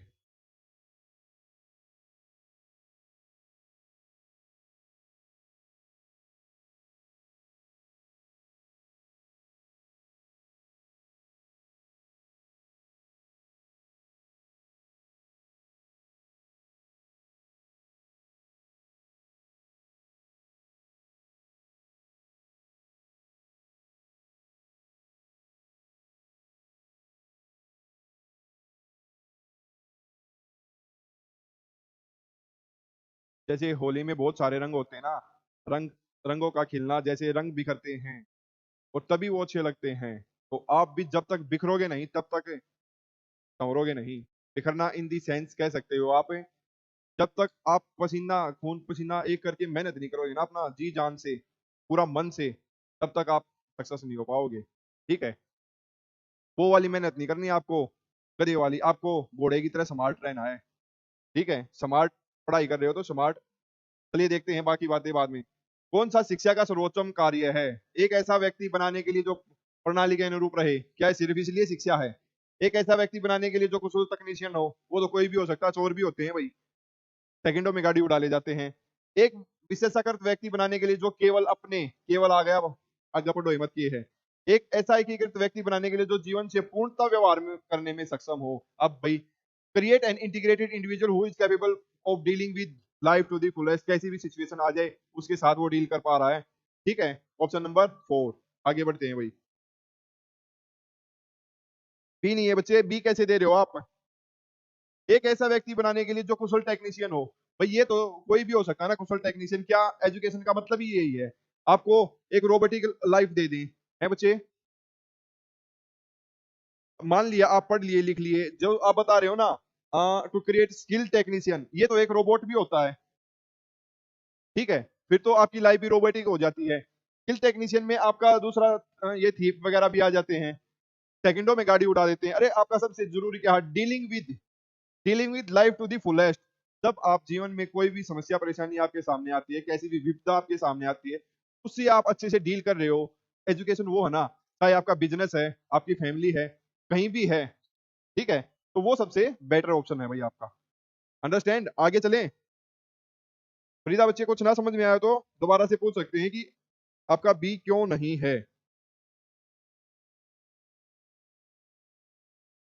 ये छोटी छोटी गलतियां करने से बच्चों, मैं बार बार वही कह रहा हूँ, यहाँ मेरी क्लास में गलतियां अलाउड हैं, कितनी गलतियां करो, आपकी गलतियों को सुधारा जाएगा, उन पे काम किया जाएगा, ठीक है।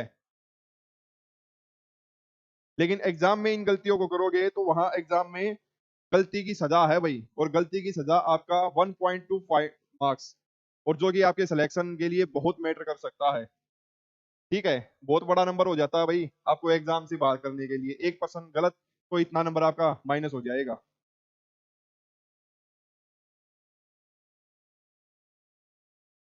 क्वेश्चन नंबर 48, कौन सा संवाद मूलक कृत्य का हिस्सा है? Which of the following is a part of communicative act? कुछ चीजें हिंदी में ना समझ में आए तो इंग्लिश में आप पढ़ सकते हो, इंग्लिश में ना आए तो हिंदी में।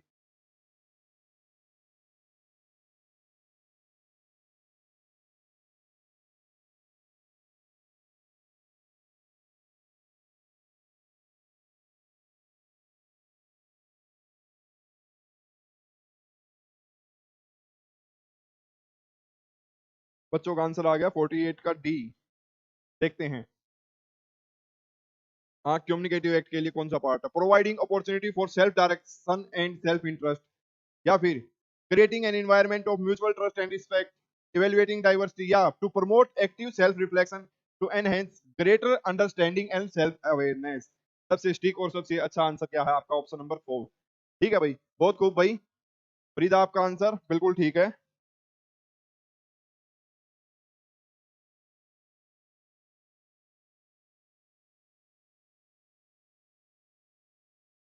now आगे बढ़ते हैं, question number 49। Physical teacher want to improve the fielding of his learner in the game of cricket, which of the following strategy is most helpful to learner in achieving their goals? कौन सी हो सकती है भाई?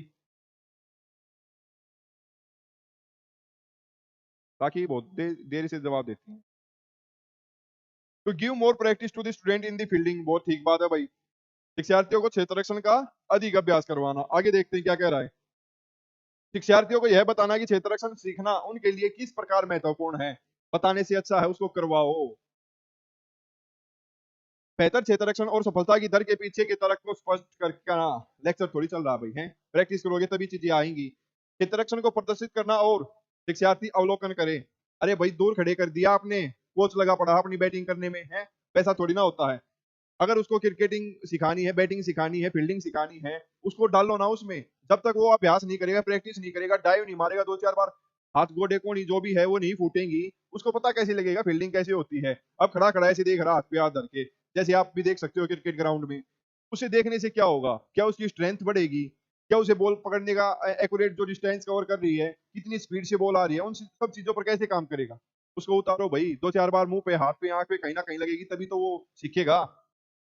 है बच्चे? चलें आगे। तो ऑप्शन नंबर 1 ठीक है भाई आपका।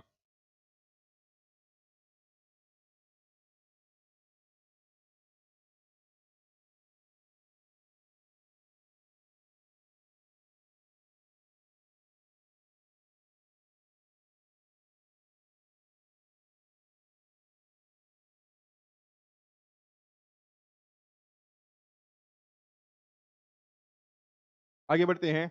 स्लैश के अलावा, ध्यान देना भाई, अलावा पूछा है। निम्न कारणों से खेल युवा बच्चों के विकास में एक महत्वपूर्ण भूमिका निभाता है। इसके अलावा भाई, उनकी सेंसेस को उत्तेजित करता है, बिल्कुल करता है भाई, ये बात तो ठीक है। यह समय बिताने का एक सुखद तरीका है। क्या जो आप खेल खेलते हैं वो सिर्फ टाइम पास होता है? बताइए मेरे को। वे नए कौशल हासिल करते हैं और सीखते हैं कि उन्हें कब उपयोग किया जाए, सही बात है। वे अपने शरीर पर निपुणता प्राप्त करते हैं, तीनों बातें ठीक हैं, except option number B. Except option number B. आगे चलते हैं भाई। सी नहीं बच्चे, 50 क्वेश्चन का सी कैसे लग रहा है आपको? अरे ये सब बातें तो ठीक है ना। इसने क्या पूछा उसको देखिए, अपार्ट फ्रॉम, अलावा। मैंने पहले ही मेंशन किया कि किसी किसके अलावा, क्या खेल जो आप खेलते हो क्या वो टाइम पास के लिए खेलते हो, वो बताएं। उससे बच्चा कुछ नहीं सीखता, वहां उसकी सेंसेस भी काम करती हैं, ठीक है, नए कौशल भी सीखता है बच्चा, ठीक, कोऑपरेशन, लीडरशिप, ठीक, स्टेमिना बिल्ड होता है, हर चीज सीखता है। उन्हें कब उपयोग करना, किस सिचुएशन में उपयोग करना है, वहां से लीडरशिप का गुण सीख लिया, कोऑपरेशन का सीख लिया, वो उनको और प्लानिंग सीख ली, कोऑर्डिनेशन, ये सब किसमें, एक बच्चा खेल में तो सीखता है, ठीक है। उनका इंप्लीमेंट समय आने पर अपने सिचुएशन के अकॉर्डिंग कर सकता है। तो ऑप्शन नंबर सेकंड करेक्ट होगा बच्चे। आगे बढ़ते हैं। बिल्कुल बी करेक्ट, नेगेटिव बताना है, सॉरी सर बी। अब क्या ही आपको बोलें हैं बच्चे। चलिए, आपने हाफ सेंचुरी पूरी कर ली है और क्वेश्चन नंबर 51 की तरफ बढ़ते हैं। और स्पोर्ट्स में तो भारत में आईपीएल क्रिकेट की बातें चल रही हैं, आईपीएल कल से शुरू हो चुका है।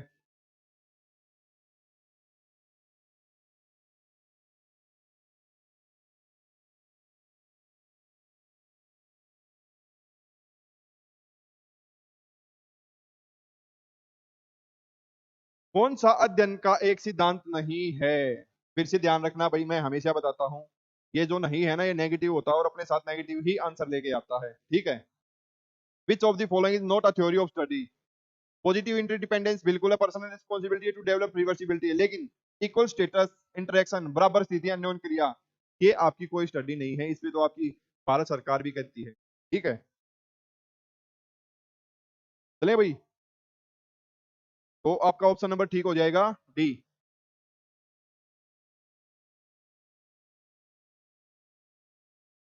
भावनाएं प्रभावी रूप से की जाती हैं के माध्यम से अभिव्यक्त, किसके माध्यम से, इमोशंस आर कन्वेंट इफेक्टिवली, इसके थ्रू भाई।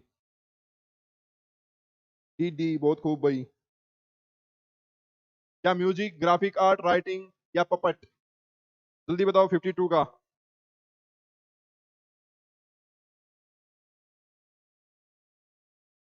तो आपकी जो भावनाएं प्रभावी रूप से की जाती हैं, ये आपका पहले भी भाई बताया गया है, यहाँ पर ये स्लैश है भाई, और ये स्लैश आने के बाद ये आएगा आपका, भावनाएं प्रभावी रूप से स्लैश के माध्यम से अभिव्यक्त की जाती हैं, ठीक है, इसको करेक्ट कर लिए भाई। भावनाएं प्रभावी रूप से, ये यहाँ पर स्लैश या ये कह सकते हैं, ये इसके बाद ये आएगा के माध्यम से अभिव्यक्त की जाती है आपका ग्राफिक आर्ट के द्वारा, ठीक है, आपके इमोशंस वगैरह का पता लग जाता है। डी नहीं बच्चे, पपेट कठपुतली नहीं, कठपुतली तो हाथों वाला खेल होता है बस, ठीक है। 52 का सेकंड, ये आपको पहले भी बताया था भाई। और बच्चे मैं क्या ही बोलूं बस, ठीक है, बहुत गलत जवाब दे रहे हो बच्चे आज आप। बाकी क्वेश्चन नंबर 53,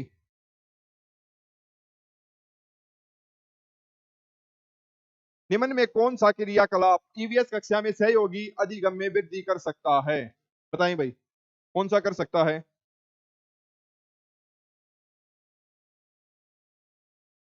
जल्दी बताएं, 1 मिनट के अंदर आता हूं मैं।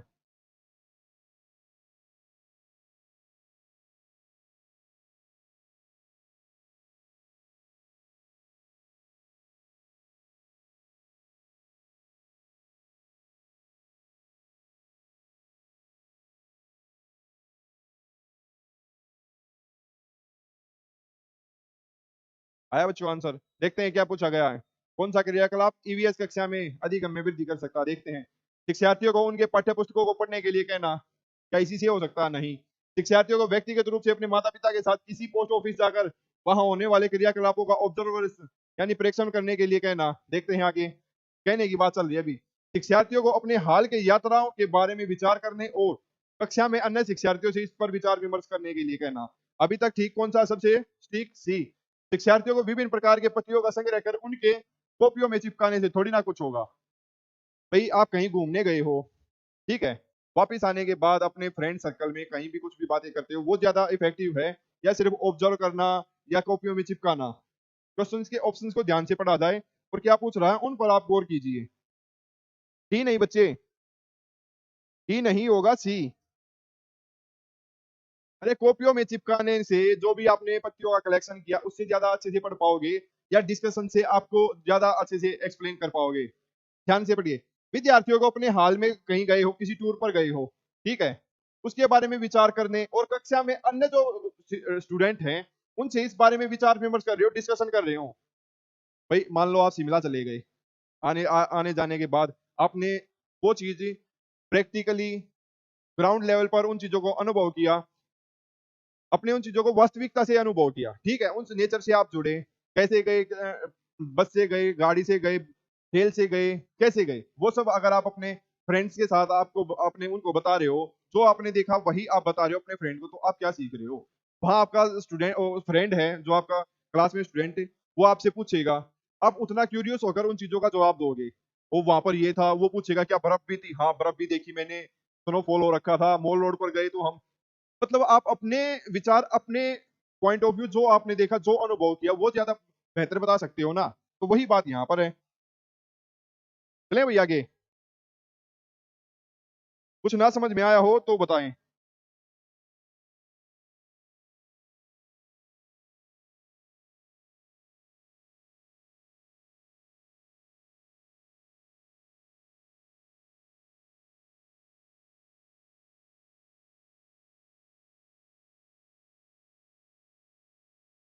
क्वेश्चन नंबर 54 भाई।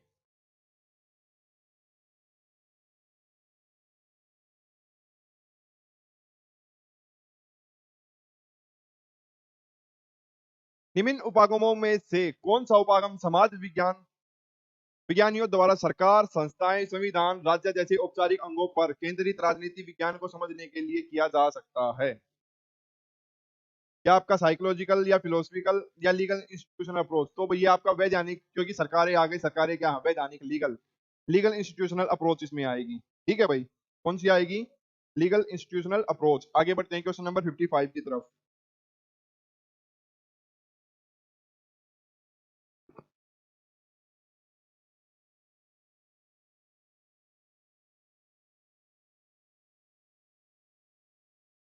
सूरज ने स्वयं के बारे में दो वक्तव्य दिए।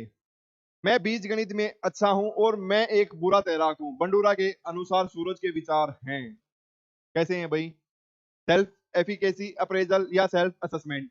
एफिकेसी यानी उसने बताया कि मैं बीज गणित में अच्छा हूं, यानी आत्म प्रभावात्मक मूल्यांकन, वो स्वयं के बारे में खुद को मूल्यांकन कर रहा, टेस्ट कर रहा, बता सकता है। ठीक है भाई। उसके बाद कि मैं बुरा तैराक हूं, तो ये क्या कर रहा है, सेल्फ असेसमेंट वाली बात। ठीक है, यहाँ उसको एफिकेसी वाली बात है, यहाँ असेसमेंट, खुद को माप भी रहा। तो दोनों बातें क्या है, ठीक, दोनों बातें ठीक है। तो ऑप्शन नंबर डी। आगे चलते हैं 56 क्वेश्चन नंबर।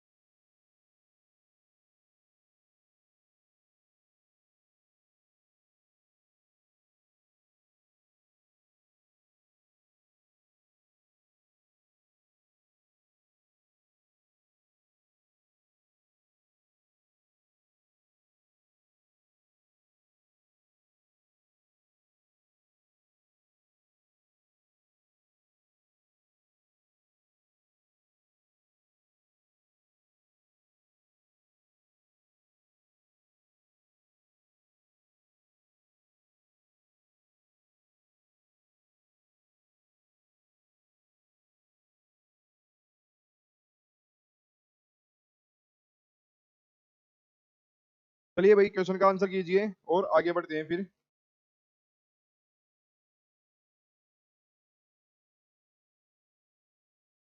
क्वेश्चन 56 आपके सामने, देखते हैं 56 का क्या आंसर है, कितने बच्चों का ठीक है। गणित में लेखन को शामिल करने की एक रणनीति है। पाठ्यक्रम को समय पर पूरा करना, नहीं। परीक्षा और परीक्षण प्रारूप से परिचित होना, देखते हैं। लिखने से पहले विद्यार्थियों द्वारा उनके विचारों पर चर्चा करना, नहीं। अर्थपूर्ण प्रत्यक्ष अनुभव उपलब्ध, प्रोवाइडिंग मीनिंगफुल डायरेक्ट एक्सपीरियंस। उससे ज्यादा जरूरी क्या भाई, to be familiar with the examination and test format के साथ लेखन को शामिल करने की एक रणनीति, मैथ की स्ट्रेटजी में है भैया। तो ऑप्शन नंबर बी। आगे बढ़ते हैं भाई 57।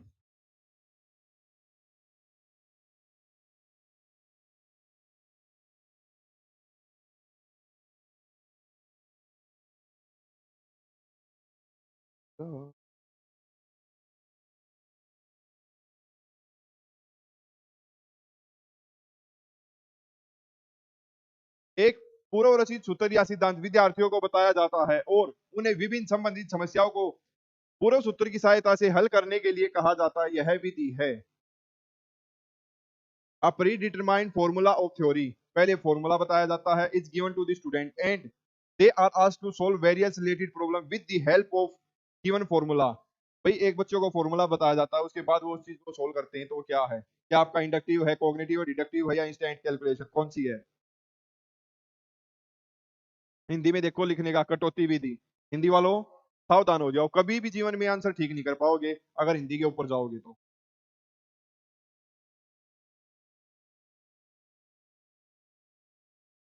आपको बताया था उत्तर पहले बता दिए जाते हैं, ठीक है, या रूल, उससे आप जाते हो किस तरफ है, आपकी जो भी समस्या है नियम से उदाहरण की ओर, ठीक है। उत्तर बता दिया, उसके बाद उदाहरण को सोल्व करने को दिया जाता है, ये किस में आएगा? आपका डिडक्शन मेथड में। जस्ट इसका अपोजिट कर दोगे तो आपका इंडक्टिव मेथड। मैंने आपको कराया था इंडक्टिव और डिडक्टिव मेथड, मेरी प्लेलिस्ट में जाकर पुरानी वीडियोस में देख लेना, ठीक है।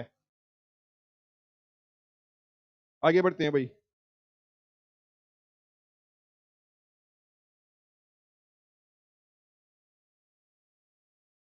फरीदा ने अपना कमेंट डिलीट कर दिया, कोई बात नहीं बच्चे।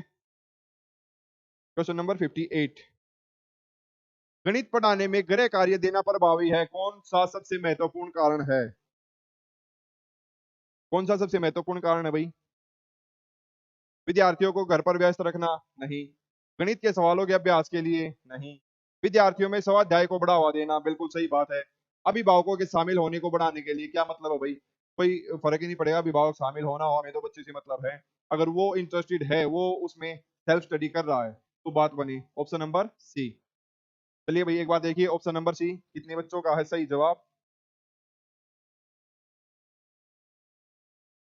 राखी 3, मिसिका 3, बहुत खूब बच्चों। आगे चलते हैं, question 59। Mister Singh good afternoon sir, good afternoon भाई, गुड आफ्टरनून। फरीदा सी, बहुत खूब बच्चे।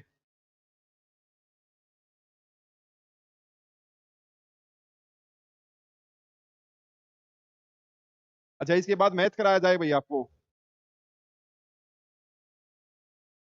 क्योंकि करने तो आपको तीनों पोर्शन है। एक थ्योरी की क्लास हो गई, एक थोड़ा दिमाग खर्च करने वाली क्लास हो जाए, आपको मैथ्स के कुछ बेसिक जानकारियां प्रदान की जाए। विद्यार्थियों को गुणन सारणियां याद करने का सर्वश्रेष्ठ तरीका क्या है?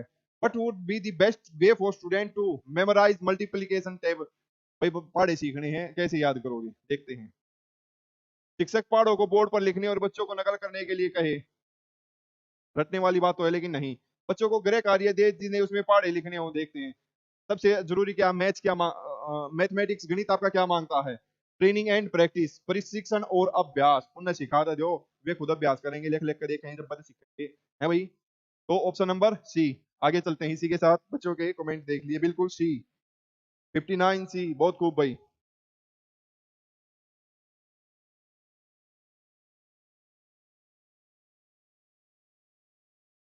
गणित में कंप्यूटेशनल कौशल को बढ़ाया जा सकता है। Computational skills can be enhance in mathematics, कैसे बढ़ा सकते हो भाई?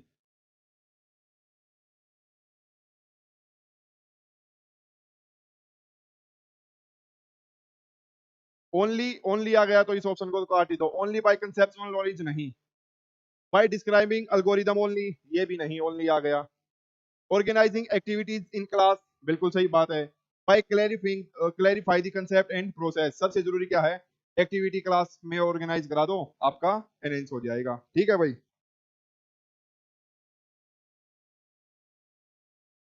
चलें आगे। ओनली वालों को तो देखते ही गोली मार दो, ये तो गलत हो ही जाने हैं। बाकी बचे तो उनमें जो बेस्ट है, कक्षा में एक गतिविधि का आयोजन कराकर अवधारणा प्रक्रिया को स्पष्ट करने से बात नहीं बनती आपकी। Question number 61। अरे बच्चों डी नहीं, सी।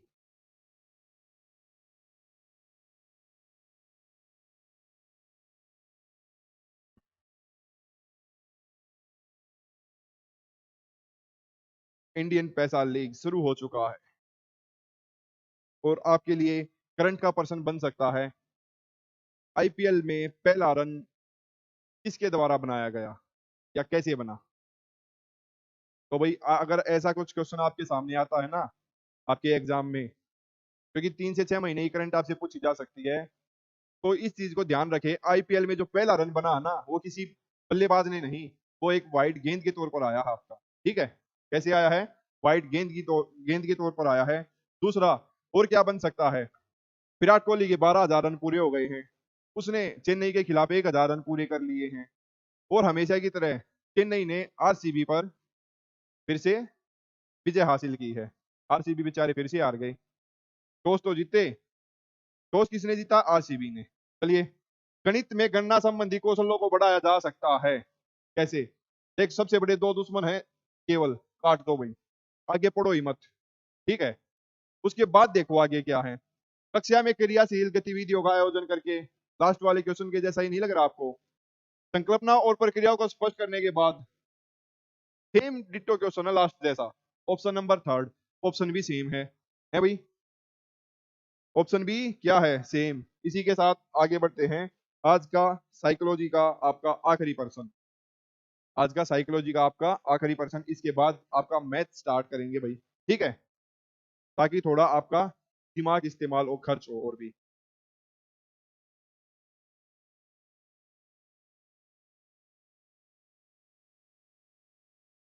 क्षेत्रमिति पढ़ाने से पहले शिक्षक बोर्ड पर सभी परिभाषा लिख देती है, यह क्या दर्शाता है? भाई सारी इंफॉर्मेशन उसने डाल दी, क्या मोटिवेशनल है, डिडक्टिव, एक्सपीरियंशियल, प्रैक्टिकल है। तो उसने पहले डेफिनेशन लिख दी, उसके बाद उनको समझाएगी, डिफाइन करेगी। क्या है भैया? आपका डिडक्टिव। कौन सा मेथड है? डिडक्टिव।